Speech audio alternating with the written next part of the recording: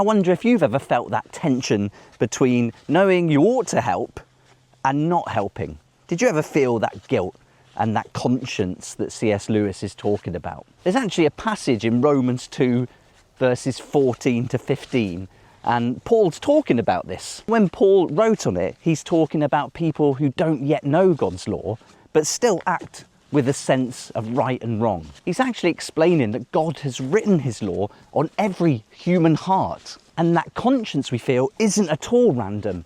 It's actually evidence of God's moral law. We've all got that conscience. We can all see that law written on our hearts.